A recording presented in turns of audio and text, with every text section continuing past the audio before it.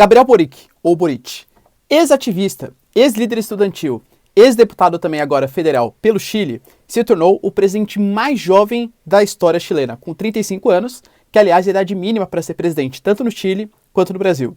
Aliás, né, só uma coisinha aqui, imagina você agora no Natal, se você fosse primo do Boric.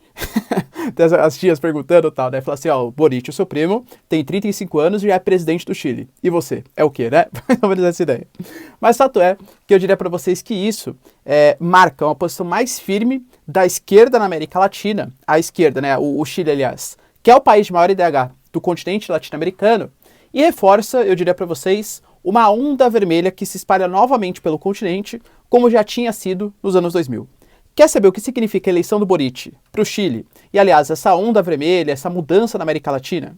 Se você quer entender um pouco mais sobre esse assunto, e muito mais sobre geografia, geopolítica, atualidades, política, polêmicas, enfim, tudo para você se manter sempre bem atualizado, já se inscreve no canal, deixa seu like e compartilha esse vídeo, que eu, professor Ricardo, conto muito com a sua ajuda. Belezinha? Não esquece também, galera, curso completinho de Geografia e Atualidades, link aqui na descrição. Beleza? Então bora lá pro vídeo, ó. Como eu falei para vocês, o Boric, ele é um ex-líder estudantil que ficou muito famoso em 2011, quando o Chile, dentre várias outras manifestações populares, começou a protestar por uma educação pública e de qualidade. Vamos tentar entender o contexto do Chile, né? O Chile é um país que passou pelo governo Pinochet na década de 70, como um governo bastante autoritário, claro, era uma ditadura, mas uma ditadura que não se assemelhou às demais da América Latina pelo seu pressuposto econômico.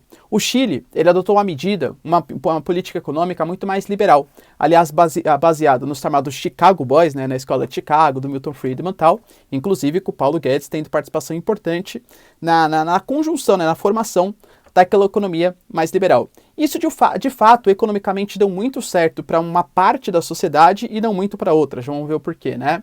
Mas, de fato, o Chile conseguiu ser muito mais atrativo para investimentos estrangeiros, crescimento econômico e tal. Então, quando você pensa no Chile, o Chile é um país praticamente todo, entre aspas aí, privatizado. Capital aberto, empreendimento muito fácil, etc. Tal. Só que, enquanto isso representa um grande crescimento do PIB, melhora da qualidade de vida, para uma grande parcela da população, uma grande parcela da população se sente excluída, não se sente representada pelo Estado chileno. A gente pode ver, por exemplo, em duas questões que acho que são as principais, três, né? A saúde, educação, tanto que o Boric é um cara que se elegeu, né? Um cara que fez fama, justamente pedindo uma educação pública, um Estado mais atuante na formação do Estado chileno, e na questão da Previdência. A questão da Previdência chilena é uma previdência feita por contribuição, né? Não é que nem o nosso sistema que é público. Na Previdência chilena, um regime de capitalização, o cara ele contribui para a sua própria Previdência. Só que se a gente pega para trabalhadores que trabalham a sua vida inteira, contribuem e tal, cara, dos males o menor. Agora, quando a gente fala da população mais pobre, geralmente não tem um trabalho formal a vida inteira, não contribui com o INSS deles a vida inteira. É um cara que trabalha 5 meses formal, outros 10 anos informal, sei lá, o cara tem um trabalho intermitente. Então, grande parte das aposentadorias chilenas hoje, os aposentados, eles sobrevivem com menos da metade de um salário mínimo, num país que é completamente privatizado, né? Entre aspas, aí, não existem tantos serviços públicos. Os serviços são bons, mas você tem que ter dinheiro para conseguir ter acesso a esses serviços. Principalmente no final dos anos 2010, né, 2018, 2019, a população chilena já começou a protestar contra esse modelo econômico. E aí o Sebastián Piñera, então presidente, ele sofreu muito com isso. Em 2019, com as manifestações intensas, pedindo por maior intervenção social e tal, as manifestações ficaram tão violentas, mas tão violentas, que o Estado chileno, ele também repercutiu, ele também combateu essas manifestações de maneira violenta, o que fez com que o Piñera despencasse a sua popularidade. E mais, além de despencar a popularidade por conta disso, ainda veio a pandemia. A pandemia que fez o Chile, que é o país de maior IDH da América Latina, ter altíssimos gastos públicos. Para vocês terem uma noção, os programas sociais chilenos hoje, de auxílio, renda e tal, eles somam já 20% do PIB. E claro, dá um incentivo para a economia, faz a queda não ser tão significativa assim, mas gera inflação, que é o que o Chile está passando hoje, por exemplo, e gera as incertezas do futuro. Pô, 2022 está batendo a porta e vão acabar os programas sociais. O que vai ser da população chilena? Sem emprego, sem dinheiro, com a inflação e sem auxílio financeiro, e sem um Estado que garanta o mínimo de bem-estar social. Então essa é a situação de Chile atual. E sempre que a gente tem situações de extremo aparecendo, né, crise econômica, desemprego, etc., falta de perspectiva da população, a gente percebe que movimentos mais extremos eles tendem a aparecer. Desde o período Pinochet, quem comandava o Chile ou eram governos mais de centro-direita, por exemplo, do Pinheira. O Pinheira era um cara de direita, mas considerava um centro-direita, um cara mais liberal, tudo tal. Ou um centro-esquerda, por exemplo, a Michelle Bachelet. Inclusive, né, o Concertación, né, o Concertación, que é esse modelo de, esse agrupamento de grupos de esquerda, mas pregando mais uma social-democracia, eles sempre foram muito mais fortes. Mas nesse movimento de extremos, crise econômica, tanto um cara mais de direita apareceu, conhecido como o Bolsonaro chileno, né, por ter algumas declarações polêmicas, ser anti o globalismo, combater muito o suposto comunismo que existia no Chile, e o Boric, né, o Boric que também, ele veio de uma situação um pouco mais radical, ativista, tudo tal, ele já pertenceu ao Partido Comunista, mesmo como deputado, saiu do Partido Comunista, mas até hoje tem apoio do Partido Comunista. Então esses dois extremos apareceram, mais esquerda e mais direita. O Boric, claro, para ele conseguir fazer a sua imagem e agradar um pessoal um pouco mais de centro, ele tentou ser um Boric 2.0, sabe? Ó, sou um Boric mais paz e amor, sou um Boric mais de boa, não sou comunista, sou social-democrata.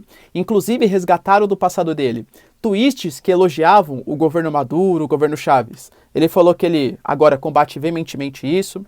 A gente percebe, assim, sabe, movimentos que talvez queiram, né, vou colocar para vocês algumas imagens, parecer um movimento esquerda menos radical para ganhar o apoio da classe média, né, para ganhar apoio daqueles que não são favoráveis a uma suposta extrema-direita, né, uma direita muito mais radical, conservadora, reacionária, como, por exemplo, o Bolsonaro chileno ou até mesmo o Bolsonaro brasileiro, se é que vocês entendem o que eu tô falando, alianças estranhas, para quem viveu nos anos 2000 e anos 2010, tá? Mas voltando aqui ao caso chileno, né?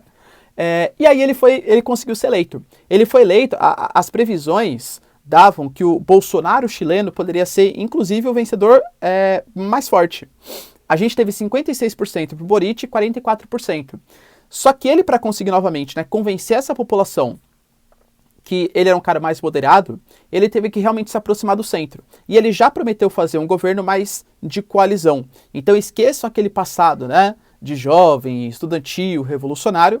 Ele vai ser um cara que vai ter que fazer uma coalizão com todos. Até porque o Chile, hoje mesmo, é um país que tem um congresso completamente dividido entre direitistas, esquerdas e tal. Galera, convenhamos, 44% dos votos não é desprezível. É 44% de pessoas que votaram num cara de uma direita mais radical. Ou seja, claramente vão ser oposição ao cara que se dizia comunista. A um cara que veio lá do extremo sul do Chile como líder de família, né, sindicalista, de família ativista, de esquerda e tal. Então, claramente, o Chile, ele vai ter que ser um cara que vai ter que agradar a todos, inclusive já falou que vai conversar com todos os setores, inclusive com quem foi derrotado nas eleições, para conseguir fazer um governo de coalizão.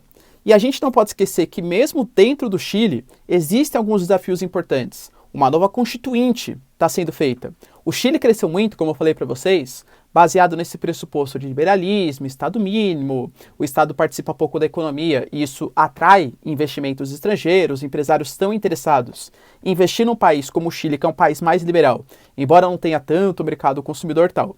Essa nova Constituição, mesmo sem o presidente, mesmo sem o Boric, já faria com que o país ele fosse um pouco mais participativo, muito possivelmente.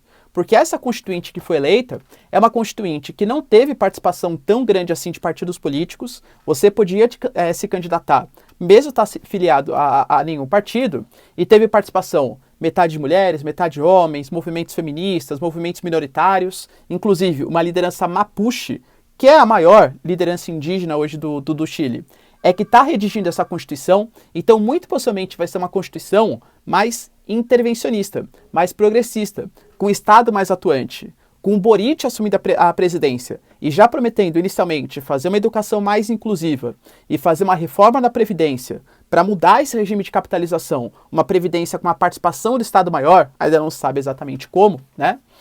Mas o Chile está caminhando para um caminho mais de esquerda. A grande questão é, o Chile se tornou esse maior IDH, embora existam muitas desigualdades sociais, baseados nesses pressupostos liberais. Então por isso que supostamente tem uma grana para fazer esses programas. Será que com a mudança de uma nova constituinte, um novo governo de esquerda, o Chile vai continuar sendo atrativo para esses investimentos estrangeiros? Sim ou não? Deixa nos comentários, quero saber a sua opinião, tá? Uma pergunta aqui sincera para vocês. Mas eu confesso, galera, que eu acho que um governo social-democrata que se propõe a pró-mercado, como ele está fazendo, e algumas reformas sociais, pode ser até interessante, tá? Um governo mais de centro, talvez um centro-esquerda, em alguns momentos economicamente, até mais centro-direita, aparentemente é o que ele está se mostrando, tá? A gente vai ter que ver se realmente a promessa vai se cumprir. Mas tirando o foco na escala tanto do Chile, indo para a escala um pouco mais macro, vocês perceberam que isso está rolando na América Latina como um todo? Olha como a América Latina é cíclica. Na década de 90, a gente teve até pelo fim da Guerra Fria, os estados, exceto o Chile, né? Mas as ditaduras altamente intervencionistas, o Estado manda em tudo, vem o consenso de Washington e prega para a América Latina propostas mais liberais, então governos mais de direita, que privatizam, cortam gastos públicos, aumentam os juros, aumentam a arrecadação de impostos, faz uma promoção de um ajuste fiscal um pouco maior, né? Regular as contas públicas, mas também fazer com que você controla as contas públicas, mas reduz os benefícios sociais. Nos anos 2000, graças às mazelas sociais, aumento da desigualdade, do índice Gini, aumento do desemprego, falência das empresas nacionais, embora uma situação de modernização da economia, a gente teve nos anos 2000 a ascensão de uma série de governos de esquerda. A gente tem, por exemplo, né, o governo Lula, o governo, por exemplo, do Hugo Chávez, o Evo Morales, o Rafael Correa, enfim, né, a Michelle Bachelet. Então, uma série de governos de esquerda nos anos 2000. Nos anos 2010, graças às problemáticas econômicas, casos de corrupção, o Estado sendo visto de novo como malvado, entre aspas, entra um monte de governos de direita, governos mais liberais. Maurício Macri, por exemplo, Sebastião Pinheira, aqui no Brasil, né, o Temer, que entrou mais ou menos ali, né, esquemático, mas o Temer e depois o Bolsonaro. E agora, novamente, também por conta da pandemia, as desigualdades tal que foram geradas, uma onda vermelha novamente se instala na América Latina. A gente pode falar, por exemplo, só nesse ano, do Luiz Arce, que voltou para a Bolívia, né, tirando a Janine Áñez. A gente pode falar agora do Chile. O Brasil mesmo, galera, convenhamos, a gente não sabe qual vai ser o resultado das eleições. Mas o Lula, segundo algumas pesquisas, aparece até com 48% das intenções de voto. Na Argentina, Alberto Fernandes, percebe? Então, no México, por exemplo, o Obrador Lopes, enfim, você tem uma série de governos aí mais de esquerda entrando novamente na América Latina. Quero mostrar para vocês como é um pouco cíclico, né, esses fatores. Aí, as mazelas não vão ser resolvidas, casos de corrupção, aí volta à direita, esquerda, à direita.